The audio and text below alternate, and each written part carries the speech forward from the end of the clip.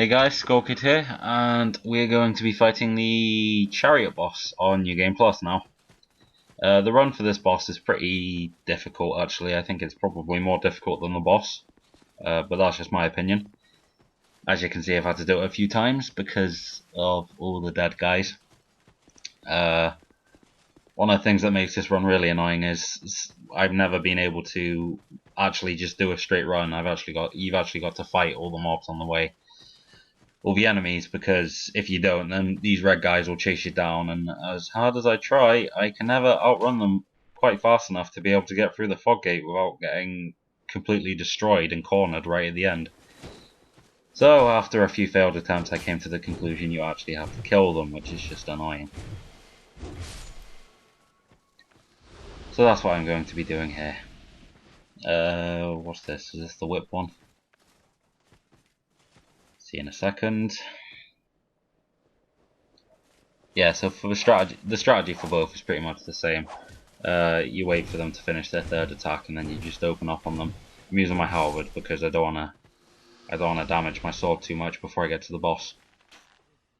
And also, it is a really good idea to bring a bow and arrow, even if you're not good with a bow and arrow. Even if you're not doing any damage, you're just doing it to aggro the Dark Phantoms. Same with this one, you just bait the attack, and then on the third one you start wailing on him. If it doesn't look like you're going to kill him, don't go for that last swing. Make sure you've got enough endurance to back off. These last two, this guy will drop down along with the other one. I don't think you can get an angle on him with the bow to bait him out.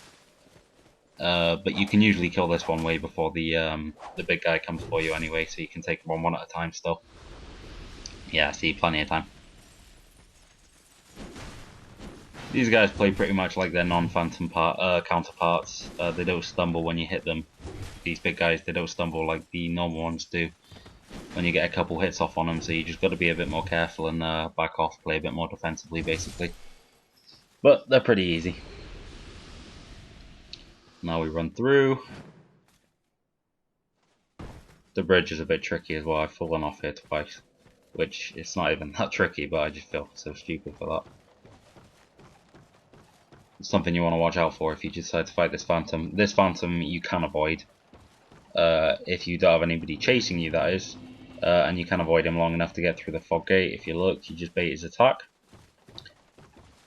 Usually go for the vertical, which means he'll follow up with the second one if you're not too fast with it, and then you can get through the fog gate with plenty of time to spare. Now the boss itself is another one. This is another one that is kind of disappointing for me because I really like the boss itself, but I don't like the mobs and everything. If you look, as you can see there, you can just roll straight through. If you stick to the side, you can use your invincibility frames to get through the chariot wheel. You might be tempted to just sort of stick your shield up and wait in the corner here like I'm doing now, but I tried that a few times just to let the chariot take care of them, and I got absolutely destroyed when they hammered on me. So take it nice and slow basically, make sure you killed off all the skeletons before moving on to the next area. It can be worth it to kill these guys just to stop them catching up to you before you get to the necromancer. I really hate fighting skeletons on this game. I'm really bad at it for some reason.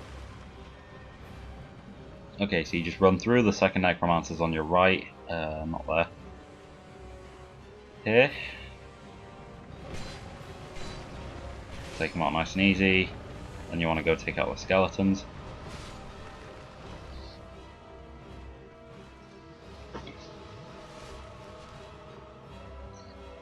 Should have just gone and killed this guy right then, but better safe than sorry.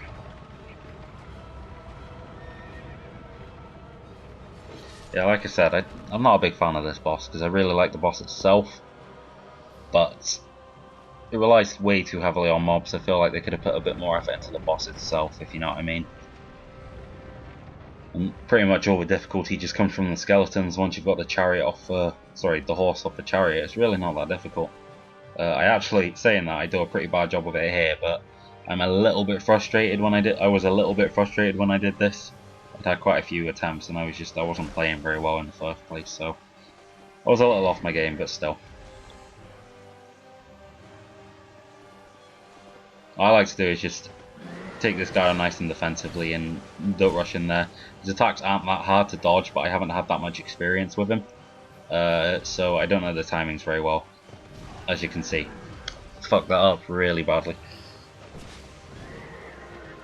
I like to stand off like I did in the first place and get him to breathe his dark magic attack as well. That's usually a pretty good opportunity to do a lot of damage. You get charge. Yeah, as you can see, take quite a while with it, so you can just hammer on him for a little bit. Get a few good swings in. That back kick's usually pretty easy to avoid, and you can get him in the side, but I'm trying to get him to do the flame attack again. Not flame, dark magic, dark flame, whatever you call it. He's about to do it now actually, but I'm a bit slow with it, so yeah. Does quite a bit of damage, but not too much, so it's not that bad. And that's it. Really not a very difficult boss. So yeah. Took me a while to get around to get back in the mood for Dark Souls, so I'm sorry these videos took so long. As you can see, you get the Chloranthy Ring +2, I think it is. I can't actually find it on here because I'm being a bit derpy, but anyway, that's it for now. I hope you enjoyed the video, and thanks for watching. Bye.